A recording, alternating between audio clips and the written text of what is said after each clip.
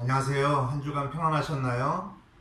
이제 날씨도 많이 시원해지고 있습니다. 또 추석 명절을 앞두고 있어서 많이 바쁘시겠지만 주님을 경배하는 일에 집중했으면 좋겠습니다. 이 시간 다 같이 우리가 영과 진리로 주님을 온전히 경배하는 시간이 되었으면 좋겠습니다. 같이 찬송 드리시겠습니다. 찬송 409장 드리시겠습니다. 409장.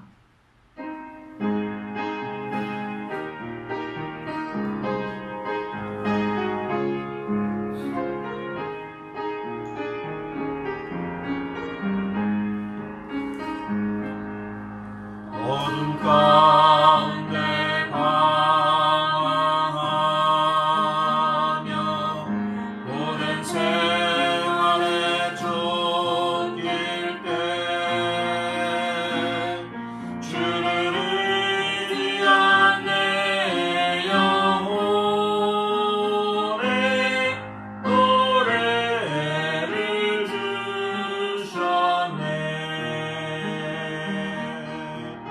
놀랍고 놀라운 예수, 내게 노래를 심으셨네. 큰 구원과 생명과 능력의 주, 내게 큰 기쁨 심으셨네.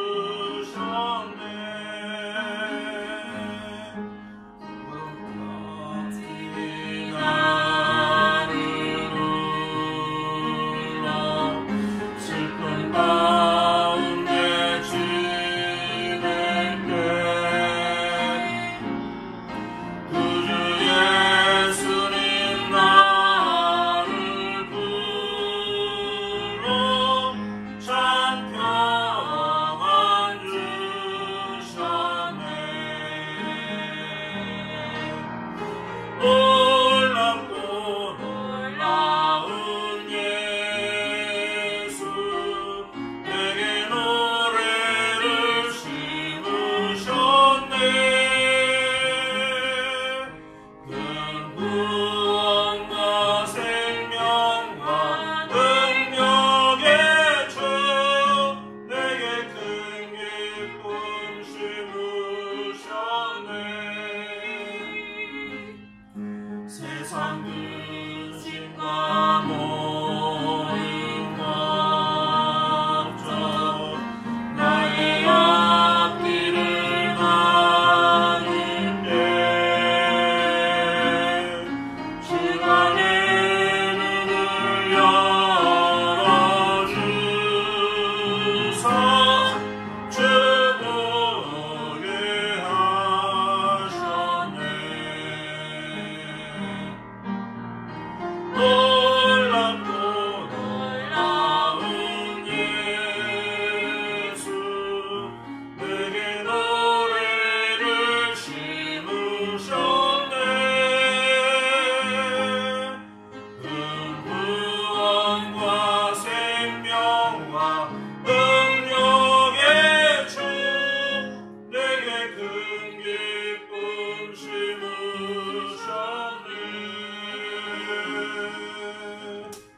아멘. 참 우리가 세상의 많은 일들 가운데 바쁘고 또 고된 생활에 쫓겨서 살아가는 경우가 많이 있어요. 그런데 우리가 주님께서 주시는 참된 평안 가운데 거하는 삶이 필요하고요. 또 우리가 주님께서 우리 입에 이렇게 노래를 심어 주실 때 또 주님께 이렇게 찬양하는 거 얼마나 아름다운 모습입니까? 우리 삶이 너무나 이렇게 이 세상에 많은 일들 가운데 찌들어서 사는 그런 삶이지만 그 가운데서도 주님께서 주시는 평안과 또 기쁨을 우리가 경험했으면 좋겠습니다. 아멘. 자, 찬송 554장 드리시겠습니다. 554장.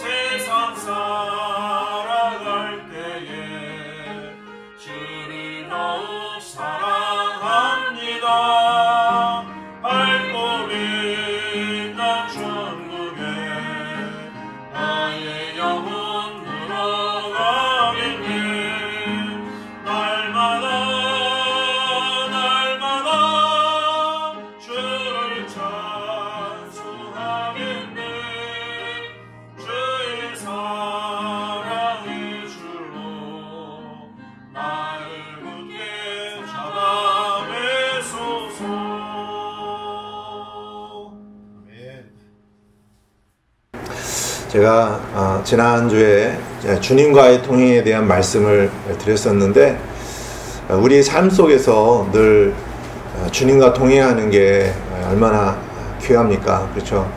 우리가 에녹과 같이 또 노아와 같이 그렇게 주님과 동행하는 그런 삶을 산다는 거 무척 귀한 일이죠. 이 시간은 다시 한번 우리가 하나님께 사랑의 고백을 하는 시간입니다. 이 세상의 많은 것들에 우리가 마음이 빼앗겨서 살다 보면 주님과의 관계도 좀 좋지 않아지고 또 사랑도 식어지는 경우가 있어요. 이 시간은 주님을 경배하면서 다시 한번 주님에 대한 사랑의 고백이 저와 여러분 안에 있으면 좋겠습니다. 찬송 드리시겠습니다. 818장 드리시겠습니다. 818장.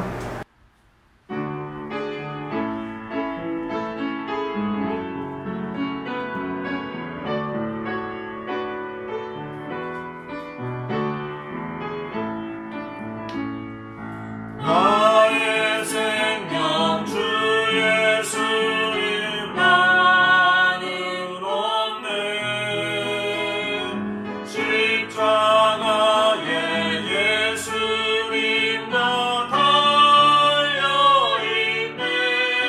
내가 죽어야만 주님의 생명의 힘 나를 변화시키네. 주의 일꾼으로 만드시네. 세상에서 허망한 것 붙들던 나를 주님께서 발견하사 구원했네.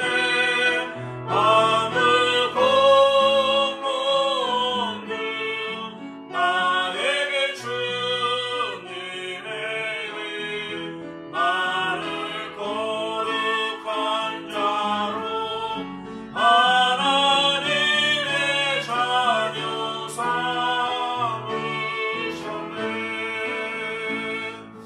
하나님의 피 나의 모든 죄를 깨끗게 하네.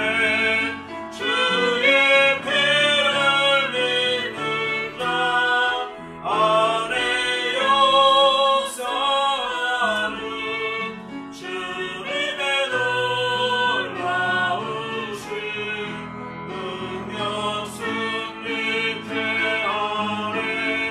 주의 이름 영원히 찬양해. 아멘. 나의 생명 주 예수님, 나는 없네. 그렇죠. 우리 육신은 이미 예수님과 십자가에 못 박혀 죽은 사람들입니다. 나는 없어요. 나 항상 이렇게 나를 주목하고 나를 드러내고 나를 위해서 사는 삶은 예수 그리스도의 생명으로 사는 게 아닙니다. 여전히 십자가에 죽은 그러한 죽은 생명으로 사는 것이죠. 이건 말이 안 되는 것입니다. 그렇죠. 우리는 날마다 나 자신은 죽고 예수님으로 사는 삶이 필요하다는 것이죠. 자, 그러면 이 시간에 하나님의 말씀 다 같이 살펴보는 시간을 갖도록 하겠습니다. 누가복음 말씀 보시도록 하겠습니다. 누가복음 12장 말씀입니다. 누가복음 12장. 누가복음 12장 13절에서 21절 말씀 보시도록 하겠습니다. 13절에서 21절 다 같이 읽겠습니다. 시작. 무리 중에 한 사람이 그분께 이르되 선생님이여 내 형제에게 말씀하사 그가 나와 상속 재산을 나누게 하소서 하니 그분께서 그에게 이르시되 사람아 누가 나를 너희의 재판관이나 나누는 자로 삼았느냐 하시고 그들에게 이르시되 탐욕을 주의하고 조심하라. 사람의 생명이 그의 풍부한 소유물에 있지 아니하니라 하시니라.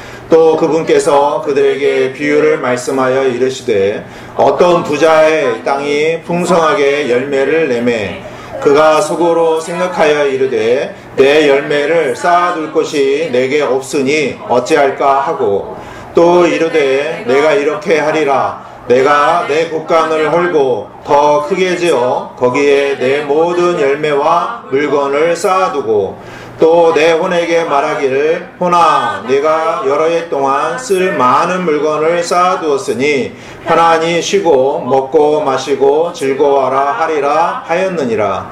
그러나 하나님께서 그에게 이르시되 너 어리석은 자여 이 밤에 내게서 내 혼을 요구하리니 그러면 내가 예비한 것들이 누구의 것이 되겠느냐 하셨으니 자기를 위하여 보물을 쌓아두고 하나님께 대해 부유하지 못한 자는 이와 같으니라 하시니라. 아멘. 여기 21절 끝에 보면 하나님께 대해 부유하지 못한 자라고 나옵니다. 그렇죠. 이 부자가 하나님께 대해서 부유하지 못한 자였습니다. 오늘 말씀의 제목은 하나님께 대해 부유한 사람, 하나님께 대해 부유한 사람이라는 주제를 가지고 말씀 나누도록 하겠습니다. 기도를 먼저 드리고 말씀 함께 나누시겠습니다. 찬양과 영광을 받으시기에 합당하신 하나님 아버지께 이 시간 영과 진리로 경배를 드립니다. 일주일 동안도 하나님께서 저희들을 돌봐주시고 풍성한 은혜로 함께해 주시고 또 함께 걸을 수 있도록 주님께서 함께해 주셔서 성령님을 통하여 위로해 주시고 평안을 주셔서 참으로 감사를 드립니다. 하나님 아버지, 우리가 많은 바쁜 일상 가운데서도 주님을 더욱 사랑하며 또 주님과 친밀한 교제를 나누는 데 있어서 소홀히 하지 않도록 해주시고 늘 마음속에서 주님을 사랑하는 마음 가질 수 있도록 인도해 주시기를 기도드립니다. 하나님 아버지, 우리 성도님들이 다 같이 모여서 주님을 경배하지 못하지만 이 시간 각자 있는 처소에서 영과 진리로 경배할 때에 주님께서 찬양과 경배를 받아주시고 또 오늘 말씀을 통해서 주님께서 친히 저희 가운데 말씀해 주셔서 우리가 하나님께 부유함을 드리는 귀한 삶이 될 수 있도록 인도하여 주시기를 간절히 기도드립니다. 이 시간을 온전히 주님께 의탁드리며 주 예수 그리스도의 이름으로 기도드렸습니다. 아멘. 요즘에 이제 부자들이 이렇게 이제 이 세상을 떠나게 될 때에 자기가 가지고 있었던 재산을 자녀들에게 상속재산으로 물려주는 경우도 있지만 또한 사회에 환원하는 이러한 분위기도 많이 조성되고 있습니다. 그런데 때때로 이제 상속재산을 놓고 자녀들끼리 이렇게 분쟁을 하는 경우가 있습니다. 그러면 형제지간이 서로 원수가 되는 경우가 있죠. 왜 이러한 일들이 일어나냐면 탐욕 때문에 그렇습니다. 탐욕으로 인해서 사람이 자기 혼에 대해서 이렇게 무관심하게 되고요. 또 영원한 생명을 잃어버리는 경우도 있죠.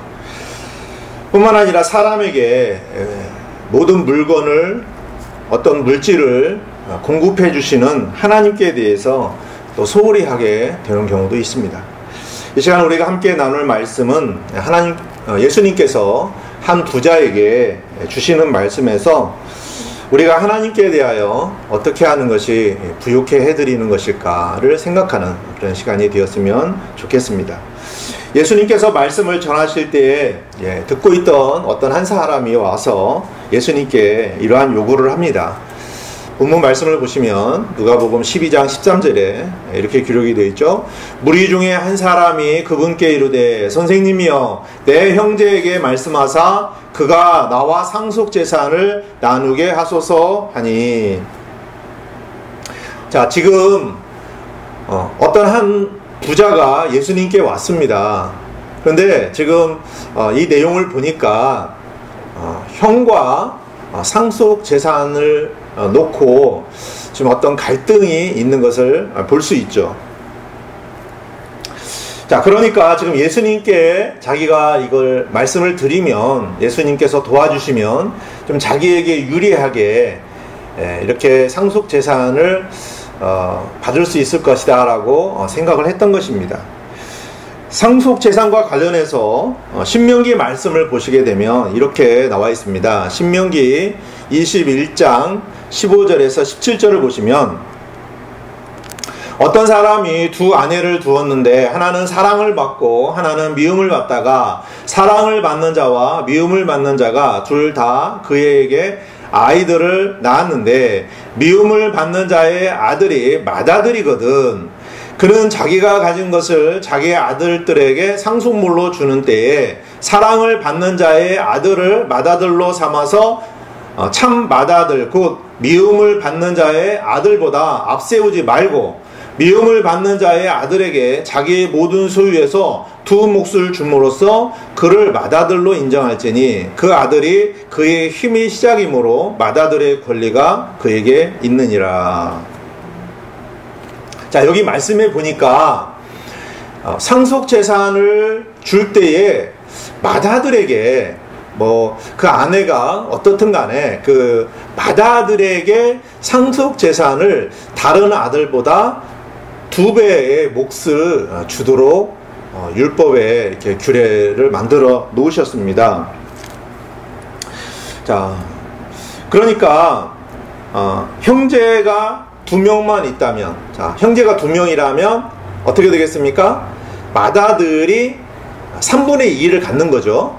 그 다음에 이제 둘째 아들이 3분의 1을 갖는 것입니다. 그래서 2배를 갖는 것이죠. 만약에 아들이 셋이 있다면 어떻게 되겠습니까? 자녀가 셋이 있다면 맏아들은 2분의 1을 갖는 겁니다. 그렇죠? 반을 갖는 거고 그 다음에 둘째, 셋째가 반반씩 해서 4분의 1씩 갖게 되겠죠. 이렇게 재산을 분배하도록 해놨습니다. 자, 만일에 이제 상속 문제와 관련해서 이제 자녀들이 분쟁을 하게 되면 랍비에게 와서 중재를 요청하는 경우도 있었습니다. 근데 지금 이 부자가 예수님께 와서 지금 뭔가를 부탁을 하는 것입니다. 이렇게 예수님께 부탁하는 이 사람은 아마도 동생인 것 같습니다. 그러니까 형이 자기보다 2배를 받게 된 거죠. 그러다 보니까 이 동생은 배가 아픈 겁니다. 좀 뭔가 자기가 더 형보다 더 받든지 아니면 형하고 자기하고 좀 이렇게 동일하게 상속재산을 나누면 좋겠는데 형이 자기보다 2배를 갖게 되니까 배가 아픈 거예요. 자, 이 부자는 분명히 율법의 규례대로 하면은 이게 맞다는 것은 분명히 알고 있습니다. 그렇지만 마음 가운데 뭐가 있었냐면 탐욕이 있었다는 거예요. 탐욕. 그러니까 물질에 대한 욕심이 있었던 것입니다. 자, 성경 기록을 보면 우리 안에 있는 이러한 탐욕을 들춰내시기 위해서 하나님께서는 또 이렇게 부자를 사용하시고 또 부자의 이야기를 이렇게 성경에 기록을 해놓는 것을 우리가 볼 수 있습니다. 이 부자도 그렇지만 사람들은 어떠한 문제를 해결하려고 할 때에 사실 문제의 답을 다 알고 있는 경우가 있습니다. 그러면서 누군가의 어떤 힘을 빌려가지고 자기의 요구를 관철시키려고 하는 것이죠. 자, 이러한 마음을 다 예수님은 알고 계셨습니다. 그래서 이 부자의 요구에 대해서 이렇게 말씀하시죠. 14절을 보시면 그분께서 그에게 이르시되 사람아 누가 나를 너희의 재판관이나 나누는 자로 삼았느냐 하시고, 자, 예수님께서 지금 이렇게 말씀하시는 것은 너도 다 알고 있으면서 왜 나에게 이것을 묻느냐라고 말씀하시는 겁니다. 예수님은 모든 것을 다 아시고 율법대로 판단을 내리실 수 있는 분이십니다. 이미 이 부자가 답을 다 알고 있기 때문에 다시 언급하실 필요가 없으셨던 것이죠. 자, 그러면서 예수님께서는 이제 갑자기 탐욕에 대한 말씀을 하십니다. 그 이유는 이 부자의 마음속에는 공평하게 상속재산을 나누고 싶은 마음보다는 탐욕으로 인해서 지금 형보다도 더 많은 물질을 갖고 싶은 이런 마음이 있었다라는 것입니다. 이 부자는 예수님의 도움을 받아 형으로부터 상속재산을 더 많이 얻어내려고 했다가 이제 예수님의 그 답변을 듣고 이제 다시 집으로 돌아갔겠죠. 자, 우리가 이제 기도를 할 때 보면 이런 경우가 있어요. 하나님의 뜻이 분명합니다. 우리 마음속에서도 하나님의 뜻이 무엇인지 분명하게 하나님께서 알려주시는데도 불구하고 내가 원하는 게 있잖아요. 내가 그 원하는 것을 붙들고 있을 때 하나님께 이렇게 할까요? 저렇게 할까요? 이렇게 묻는 경우가 있습니다. 그 마음속에 이렇게 우리가 어떠한 동기가 있는지를 보게 되면 내가 원하는 것, 바로 탐욕이 있다라는 것을 알게 되죠. 자, 이러한 것도 분명히 하나님께서 주시는 기도의 응답인데도 불구하고 우리가 원하는 답을 듣고 싶어 한다는 것입니다. 하나님의 관심은 어디에 있을까요? 우리 자신들에게 있습니다. 우리 자신을 하나님께서 살펴보기를 원하세요. 그리고 내 육신 안에 있는 의도를 들춰내십니다. 그래서 결국은 내가 붙들고 있는 것을 내려놓을 때까지 기다리세요. 그래서 우리가 우리 마음속에 있는 의도를 알고 그것을 하나님 앞에 내려놨을 때 그제서야 하나님께서 일을 하시는 경우가 있다는 것입니다. 하나님의 말씀을 대할 때 우리는 지식적으로 이제 대하는 경우가 많아요. 우리도 이 말씀을 대하면 나 그 말씀 알아. 우리는 하나님의 말씀을 너무나 많이 압니다. 그런데 과연 우리가 알고 있는 하나님의 말씀에 대해서 우리가 얼마나 순종하며 살아가고 있는지 우리 자신을 한번 살펴봤으면 좋겠습니다. 자, 15절에서 예수님은 다음과 같이 말씀을 하십니다. 15절 보시면 그들에게 이르시되 탐욕을 주의하고 조심하라. 사람의 생명이 그의 풍부한 소유물에 있지 아니라 하시니라. 자, 여기 예수님께서 뭐라고 말씀하십니까? 탐욕을 주의하고 조심하라 라고 말씀하시죠. 예수님께서 자, 그 부자의 마음 안에 탐욕을 들춰내셨잖아요. 그러니까 지금 사람들은 알고 있습니다. 이게 탐욕이라는 게 뭔가. 그래서 예수님은 그 탐욕을 어떻게 말씀하시냐면 주의하고 조심하라. 탐욕이 그만큼 위험하다라는 겁니다.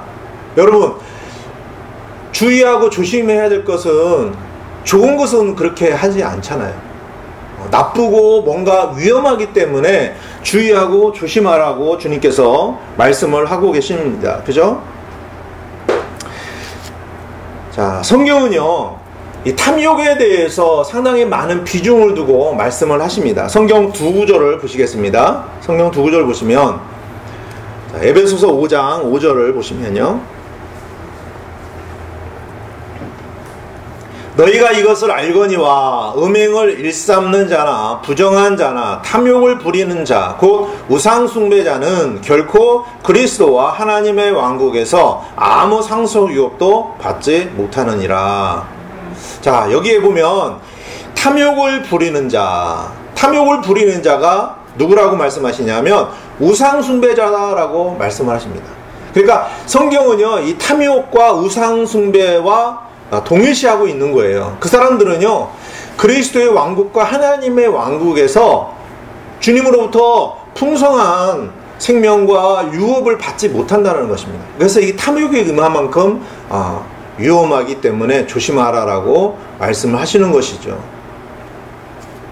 자, 그 다음에 한 구절 더 보시면 골로새서 3장 5절도 보시면요, 그러므로 땅에 있는 너희 지체들을 죽이라. 그것들은 음행과 부정함과 무절제한 애정과 악한 욕정과 탐욕이니 탐욕은 우상숭배니라.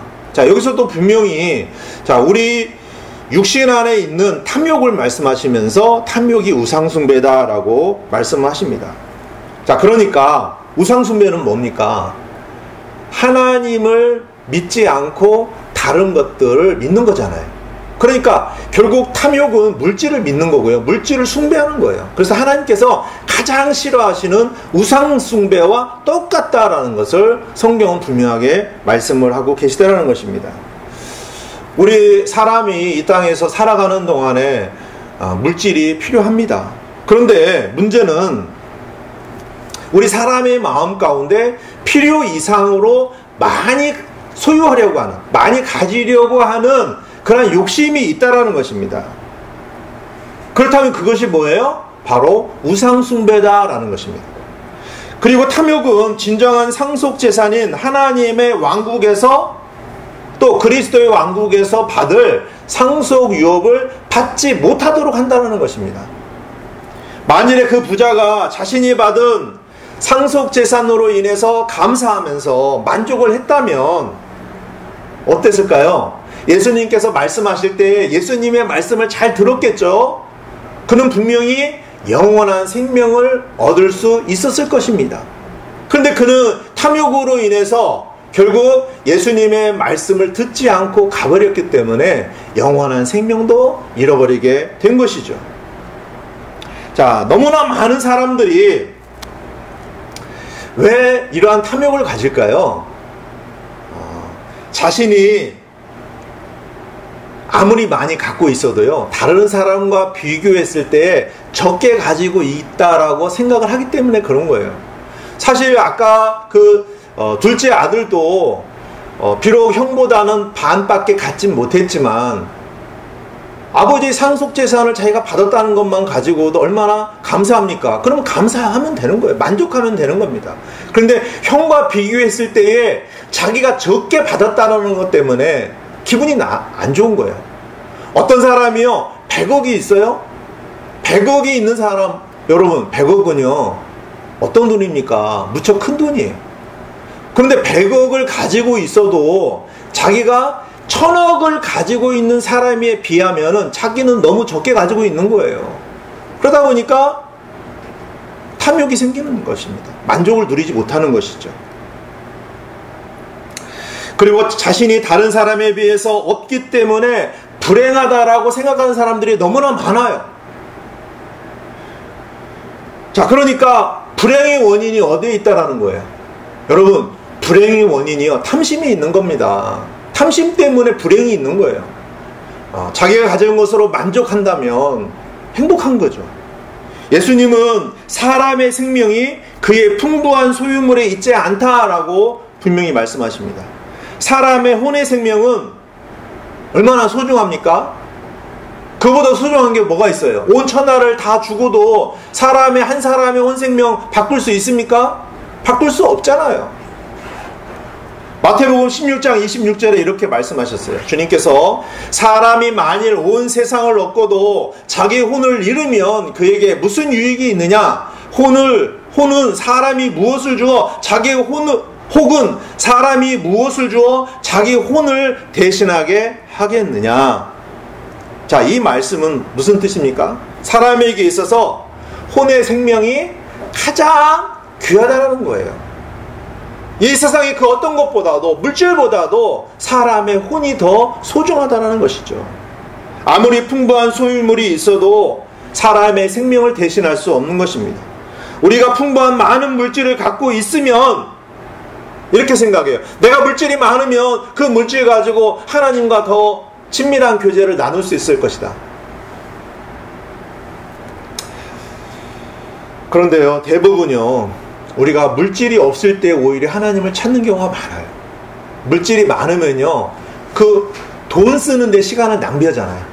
하나님과 가까이 할 시간이 없는 것입니다. 그렇죠? 그래서 사람의 생명이 그의 풍부한 소유물에 있지 않고 오히려 소유물이 없더라도 더 하나님과 가까이 하는 것, 그래서 자기 혼의 생명을 얻는 것이 더 중요하다라는 것이죠. 자, 그러면서 한 부자를 비유로 말씀을 하십니다. 예수님의 말씀 계속 이어서 보도록 하겠습니다. 16절에서 17절을 보시면, 또 그분께서 그들에게 비유를 말씀하여 이르시되, 어떤 부자의 땅이 풍성하게 열매를 내매 그가 속으로 생각하여 이르되, 내 열매를 쌓아둘 곳이 내게 없으니 어찌할까 하고. 자, 이제 다른 부자가 나옵니다. 아까 그 부자는 갔고, 이제 다른 부자를 이제 예를 들어서 설명을 하시는데, 자, 그 부자에게는 넓은 땅이 있었어요. 그리고 농사를 지어서 이제 풍성한 열매를 거두게 된 것입니다. 이 부자가 얼마나 열심히 일했겠습니까? 그러니까 당연히 많은 열매를 거두었겠죠. 물론 뭐 부자가 모든 것 다 하는 게 아닙니다. 그렇죠? 하나님께서 도와주셔야 되는 거예요. 그렇죠? 하나님께서 햇볕도 주시고, 그렇죠? 비도 내려주시고, 많은 영양 공급을 하나님께서 주실 때에 풍성한 열매가 나올 수 있는 것이죠. 자, 그런데 이 부자에게는 한 가지 걱정거리가 있었어요. 이런 풍성한 열매를 거뒀는데 걱정거리가 뭡니까? 거두들인 곡식과 열매가 너무나 많은 거예요. 그러다 보니까 쌓아둘 곳이 없었던 것입니다. 여러분, 부자가 되면요, 걱정거리가 없을 것 같죠? 걱정거리가 더 많아집니다. 그렇죠? 여기에서 우리는 이 부자가 잘못하고 있는 것을 한 가지 발견할 수가 있는데, 뭘까요? 좀 전에도 제가 말씀을 드렸듯이, 이 부자는 그 풍성한 수확 열매가 자기의 노력으로 거둬들였다라고 생각을 하는 거죠. 그러니까 하나님께서 이 열매를 거두도록 도와주신 것에 대해서는 전혀 생각을 하고 있지 않은 것입니다. 구약 성경을 보면요, 풍성한 곡식과 열매가 하나님의 은혜의 선물인 줄을 안다면 그 열매를 다 자기 곳간에 넣지 않는다라는 것을 알 수가 있습니다. 자, 어떻게 합니까? 가장 좋은 것은, 첫 번째 거둬들인 가장 좋은 것은 하나님께 드립니다. 그리고요, 모든 것들을 다 곳간에 드리는 것이 아니라 가난한 사람들이 있지 않습니까? 그 가난한 사람들이 이삭이라든지 이런 것들을 이렇게 주어서 또 먹고 살잖아요. 그래서 그 사람들을 위해서 모퉁이 있는 것들은 남겨놓습니다. 그래서 자기가 먹기에 충분할 만큼의 그 열매만 곳간에 드리면 되는 거예요. 이것이 바로 뭐냐면 하나님의 은혜를 알고 감사하는 사람, 다른 사람을 배려하는 마음이 있는 사람이죠. 자, 그런데 지금 예수님의 비유 속에 등장하는 이 부자는 모든 열매, 곡식, 모든 물건을 어떻게 했습니까? 하나도 남김없이 다 자기 곳간에, 창고에 지금 넣게 된 것이죠. 자, 우리가 잊지 말아야 할 것이 있습니다. 우리의 생명은 하나님께서 주신 선물입니다. 아멘. 우리 일할 수 있는 건강한 몸, 또 직장, 일할 수 있는 모든 환경, 하나님께서 주신 것이에요. 내가 직장 선택한 것이고, 그래도 내가 뭐 잘 먹고 건강하니까 일할 수 있는 것이고, 여러분, 이것이 아닙니다.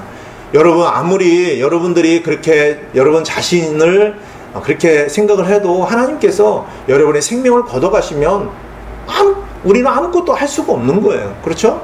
다 모든 것이 하나님의 선물입니다. 믿으십니까? 아멘? 아멘이 없으시네요. 자, 그렇기 때문에 우리는 마땅히 하나님께 드려야 할 것을 어떻게 합니까? 감사함으로 드려야 하고, 다른 사람을 위해서 하나님으로부터 받은 것을 어떻게 해야 됩니까? 흘려보내야 되는 거예요. 이것이 하나님으로부터 왔다는 사실을 믿는 사람의 마음이고 행동이라는 거예요. 나 혼자만 배부르는 것이 아니라 하나님께 감사를 드릴 뿐만 아니라 나보다 더 어려운 사람들을 위해서 흘려보내는 것이 맞다라는 것이죠. 자, 그런데 이 부자는 탐욕이 있었다라는 것이에요. 그래서 자기만 생각하고 있었던 것입니다. 이어지는 18절을 보시면, 보세요. 18절.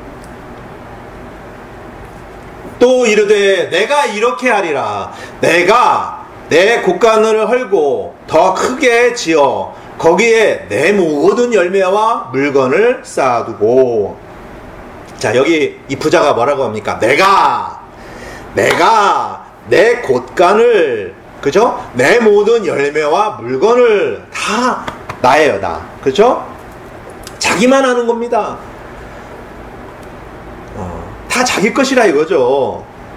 자기 중심적으로 지금 사는 사람들입니다. 그죠? 자, 이 부자는 얼마나 많은 것을 가지고 있습니까? 그런데 자기를 위해서 더 쌓아놓으려고 지금 자기가 있는 그 곡식 창고가, 곳간이 너무 작으니까 더 넓게 해서 확장 공사를 해서 거기다 채워 넣어야 되겠다라고 생각을 하는 것입니다. 자, 이 부자는 자신의 앞날을 대비해서 쌓아 놓는 것이라고 생각을 하는 것이지만, 한번 생각해 보세요. 생명의 주관자이신 하나님과 다른 사람에 대한 생각은 전혀 없는 것입니다. 이 부자는 창조주 하나님께서 사람에게 주신 인생의 목적을 알지 못했습니다. 그래서 오직 자기 자신의 행복과 만족만을 위해서 살아가고 있다라는 것이죠. 자, 그러면서 19절에서 이렇게 말합니다. 19절 보시면, 또 내 혼에게 말하기를, 호나 내가 여러 해 동안 쓸 많은 물건을 쌓아두었으니 편안히 쉬고 먹고 마시고 즐거워하라 하리라 하였느니라. 자, 이 부자는요, 여러 해 동안 쓸 많은 물건을 고가에 쌓아놓았어요. 아니, 1년 농사를 지었으면 다음 이제 농사를 지어서 수확을 하기 전까지 1년 정도만 먹어도 사실 충분하잖아요. 그런데 지금 이 부자는요, 여러 해 동안 충분히 먹을 만큼의 그러한 곡식을 거둬들인 것입니다. 자, 그러면서 자기는 부족한 것이 없다 이거죠. 편안히 쉬고 먹고 마시고 즐거워하자라고 지금 말하고 있습니다. 여기서 우리가 볼 수 있는 게 뭐예요? 이 부자의 인생의 목적입니다. 이 부자의 인생의 목적이 뭐예요? 먹고 마시고 즐겁게 사는 거예요. 그렇죠? 보통 사람들이 다 이렇게 인생의 목적을 가지고 살아가고 있습니다. 자, 이렇게 살면은요, 행복하다라고 생각을 해요. 자, 여러분도 이런 생각을 갖고 계십니까? 혹시 여러분 가운데 이렇게 생각을 하고 계신 분이 계시다면 잘못 생각하고 계시다라는 것을 아셔야 돼요. 자, 하나님께서 무엇이라고 말씀하시는지 귀를 기울여 보시기를 바랍니다. 20절 보시면, 그러나 하나님께서 그에게 이르시되 너 어리석은 자여, 이 밤에 내게서 내 혼을 요구하리니 그러면 내가 예비한 그것들이 누구의 것이 되겠느냐 하셨으니, 하나님은요, 지금 이 부자에게 뭐라고 말씀하십니까? 어리석은 자다.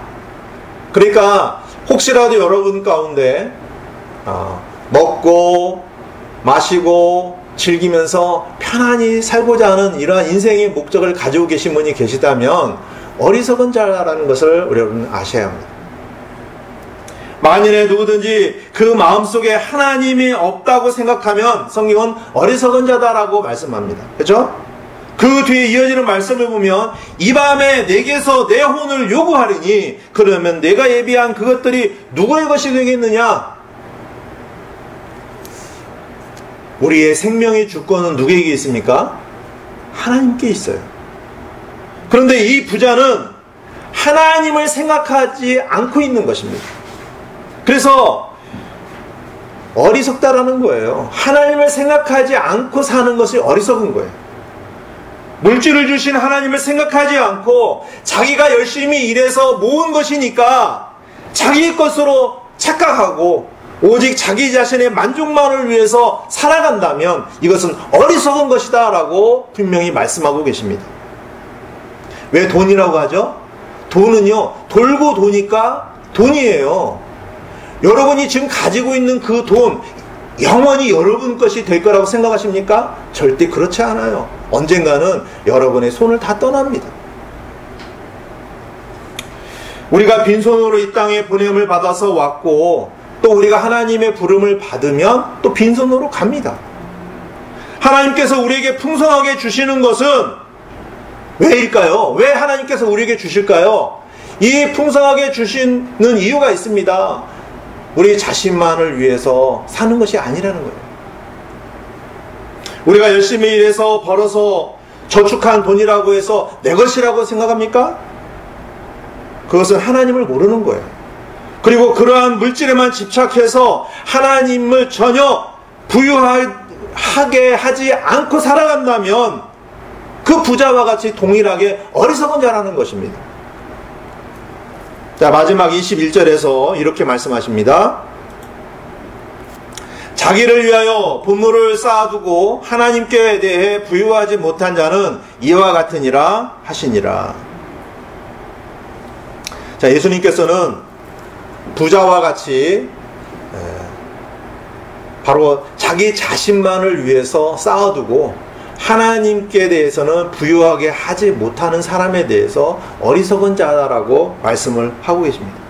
자, 그러니까 부자는 자기 자신에 대해서는 부유했지만 하나님께 대해서는 부유하지 못했습니다. 왜 그럴까요? 그가 하나님을 믿지 않을 뿐만 아니라 그의 잘못된 가치관에서 이러한 모든 결과가 나오게 된 것입니다. 저와 여러분들에게 하나님께서는 감사하게도 많은 은혜를 주셨습니다. 우리에게 주신 영원한 생명 얼마나 소중합니까?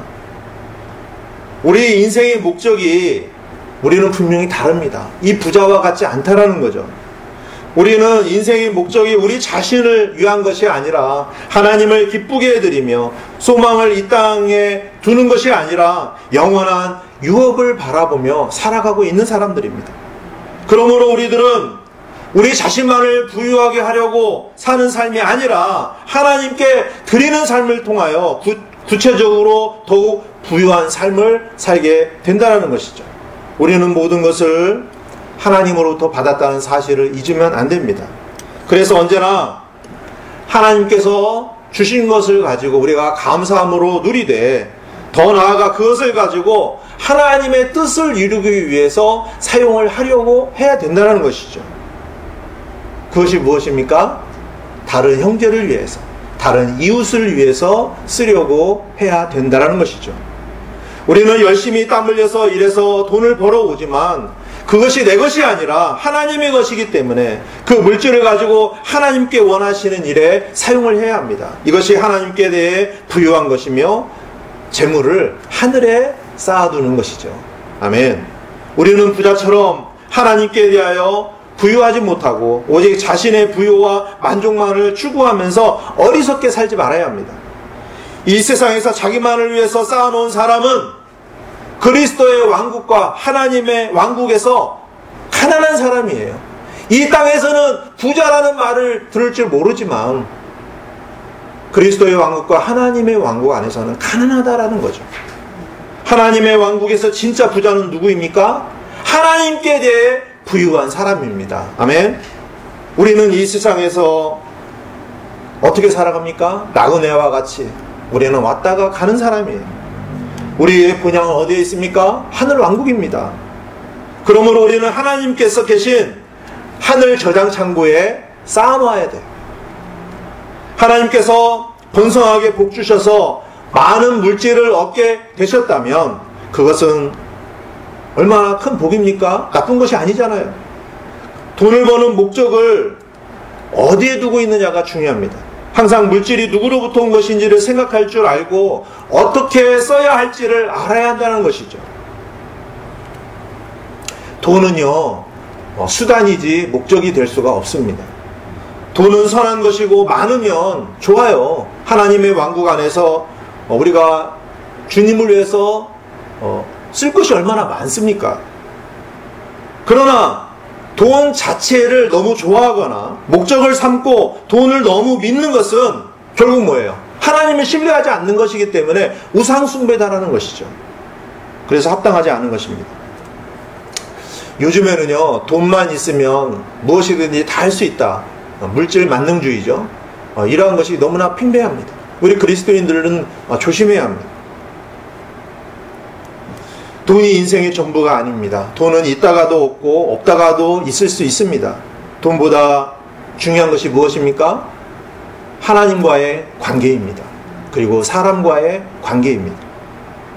돈을 많이 얻었는데 하나님을 잃어버리고 형제를 잃어버리고 가족을 잃어버렸다면 얼마나 그 사람이 비참한 사람입니까? 여러분 잘 아시는 예수님의 제자였던 가룟 유다, 물질에 대한 탐욕이 있었습니다. 가룟 유다가요 돈주머니를 맡았거든요. 그 돈주머니에서 자기가 갖다가 쓴 거예요. 결국은 어떻게 했습니까? 예수님을 은 30에 팔았습니다. 가룟 유다는 멸망했습니다. 또 아간이라는 사람이 있어요. 탐욕으로 인해서 여리고성에서 전리품을 얻었는데 그중 일부를 감춥니다. 하나님께서 다 그것을 불태워버리라고 했는데 그 탐욕으로 인해서 결국 어떻게 됐습니까? 아간은요 그 훔친 물건들과 다 함께 아굴 골짜기에서 불태워 죽임을 당합니다. 탐욕을 갖고 물질을 많이 소유한 사람이 부유한 사람이 아니에요. 인생의 진정한 목적이 무엇인가를 우리는 그리스도 안에서 발견해야 합니다. 그 목적을 향해 걸어가는 사람이 진정한 의미에서는 참된 부자라는 것이죠. 하나님께서 내게 주신 물질과 재능 그리고 시간과 노력을 하나님께 대해 부유하게 드리기 위해서 우리는 어떻게 해야 되는가를 생각을 해야 합니다. 그 사람이 진정한 지혜로운 사람이고 행복한 사람이라는 것이죠. 오늘 우리가 나눈 말씀은 하나님께 대해 부유한 사람입니다. 자기를 위해서 이 세상에 재물을 쌓아두고 하나님께 대하여는 부유하지 못한 사람이 되지 않기를 바랍니다. 저와 여러분은 하나님께서 주신 것을 관리하는 청직이에요. 여러분이 가지고 있는 모든 것 여러분 자신의 것이 아니라는 거예요. 하나님께서 여러분에게 맡겨주신 것입니다. 심지어는 자녀들도 다 맡겨주신 것이에요. 우리는 청지기입니다. 많든 적든 상관없이 하나님으로부터 받은 그것을 어떻게 해야 됩니까? 하나님께 여쭙고 하나님께서 원하시는 곳에 잘 사용을 해야 합니다. 이것이 하나님의 왕국에서 부유하게 되는 비결입니다. 하나님께서 맡겨주신 모든 재능과 물질 또 건강 그 무엇이라도 우리가 하나님을 위해서 하나님께 부유하게 해드리기 위해서 사용하시는 저와 여러분들이 되시기를 바랍니다. 아멘.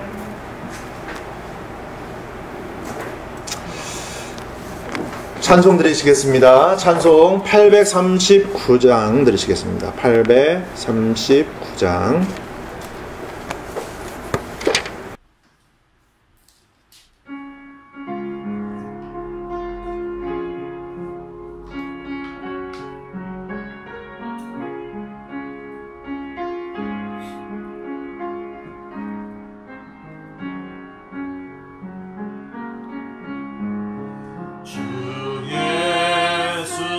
예수보다도 귀한 것은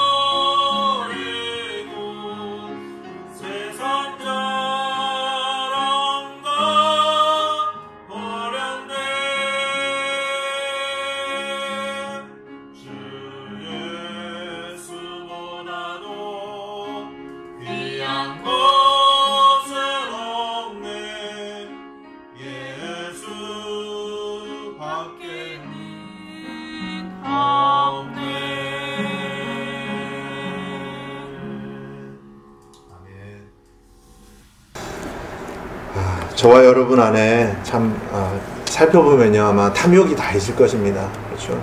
우리가 육신의 정욕과 안목의 정욕, 또 인생의 자랑, 모든 건 다요, 탐욕입니다. 그렇죠? 우리가 주님보다 더 귀하다라고 생각하는 것, 이 모든 건 다 탐욕입니다. 우리가 가장 귀하신 분, 예수님을 우리가 가장 소중하게 여기신다면 탐욕은 그냥 자연스럽게 없어져요. 우리가 막 탐욕을 막 없애보려고 애를 쓸 필요가 없습니다.